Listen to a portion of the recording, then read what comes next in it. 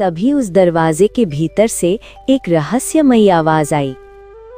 डरो मत मानव चिढ़ा, अंदर आओ।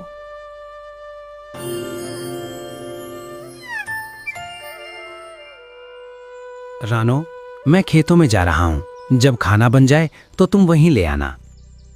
जी ठीक है, मैं टिफिन लेकर आ जाऊंगी। देखा कितनी हरी हरी और ताजी पत्ता गोभी हुई है। जानती हो रानो, कल 1 घंटे में ही मेरे पत्ता गोभी बिक गए। अब हमें किसी भी तरह की कोई तंगी नहीं होगी। आप ठीक कह रहे हैं जी। उन पुराने दिनों को याद करके आंखों में आंसू आ जाते हैं।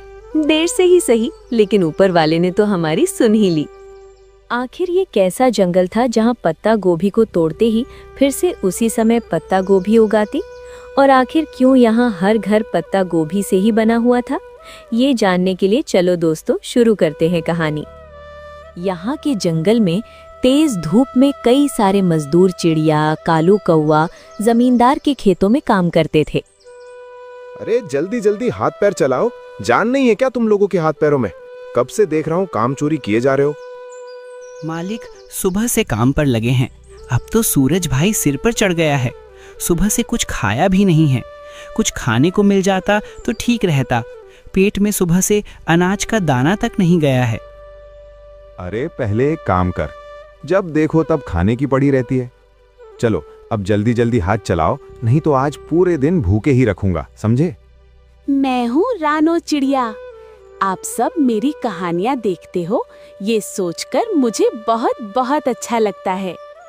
कल मेरे जो प्यारे दोस्त वीडियो में कमेंट करके गए थे, आज मैं उनके नाम प्यार से बोलने वाली हूँ। आशीष भाई, ऋषभ कुमार, रितेश कुमार और मीनाक्षी, तुम सब बहुत अच्छे और समझदार बच्चे हो। रानो चिड़िया को तुम सब पर बहुत गर्व है। अगर इस बार तुम्हारा नाम नहीं आया तो मेरे दोस्त बिल्कुल भी निराश मत होना। अगली वीडियो में नाम लाने के लिए वीडियो को लाइक कर देना, चैनल को सब्सक्राइब कर लेना और नीचे कमेंट में सिर्फ अपना नाम लिख देना।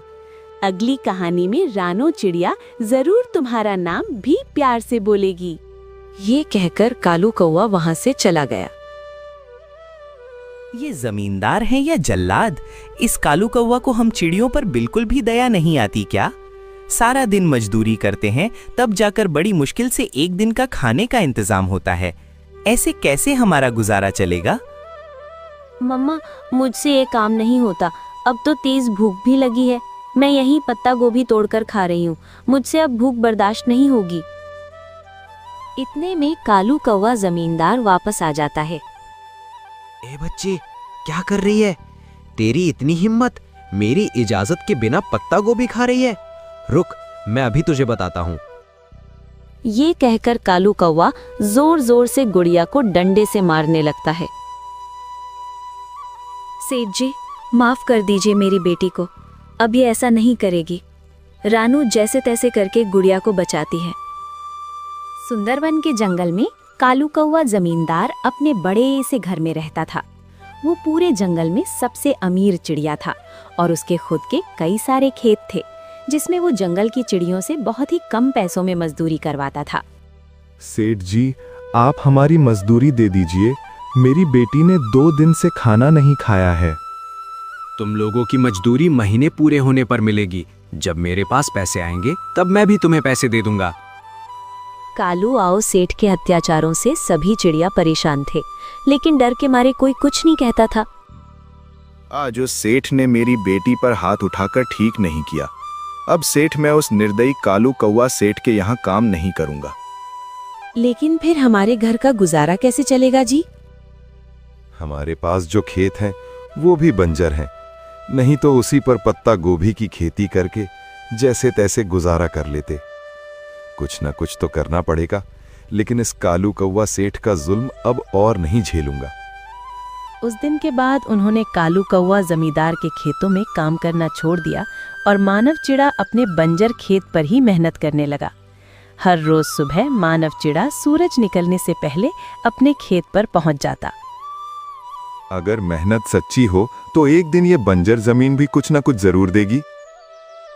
वो कड़ी धूप में जमीन खोदता, पत्थर हटाता, लेकिन फिर भी जमीन वैसी ही सूखी रहती। दिन भर मेहनत करने के बाद भी कुछ नहीं निकलता। कहीं ये जमीन हमेशा के लिए बेकार तो नहीं हो गई? नहीं रानो, हार मान लेना आसान है, लेकिन कोशिश करना हमारी मजबूरी है। कई दिन बीत गए, लेकिन खेत में कुछ भी नहीं होगा। एक शाम थका हारा मानव चिड़ा जब खेत के एक कोने में खुदाई कर रहा था, तभी उसे कुछ सख्त टकराने का एहसास हुआ। अरे ये क्या है? मिट्टी हटाते ही उसे एक बड़ा सा लकड़ी का दरवाजा दिखाई दिया। ये दरवाजा मेरे खेत में कैसे आया? तभी उस दरवाजे के भीतर से एक रहस्यमयी आवाज आई। डरो मत मानव चिढ़ा, अंदर आओ। डरो मत मानव चिढ़ा, अंदर आओ। कौन है वहाँ? थोड़ा डरते हुए लेकिन उम्मीद के सहारे मानव चिड़ा ने दरवाजा खोल दिया। जैसे ही वो अंदर गया, उसकी आंखें हैरानी से फैल गई। उसके सामने एक अलग ही दुनिया थी। चारों तरफ जादुई पत्ता गोभी का जंगल। कौन है वहाँ? थोड़ा डरते हुए लेकिन उम्मीद के सहारे मानव चिड़ा ने दरवाजा खोल दिया। जैसे ही वो अंदर गया, उसकी आंखें हैरानी से फैल गई। उसके सामने एक अलग ही दुनिया थी। चारों तरफ जादुई पत्ता गोभी का जंगल। ये कैसी जगह है? यहाँ तो हर तरफ पत्ता गोभी ही पत्ता गोभी है। तभी वहां एक बूढ़ी चिड़िया सामने आई। ये कैसी जगह है? यहाँ तो हर तरफ पत्ता गोभी ही पत्ता गोभी है।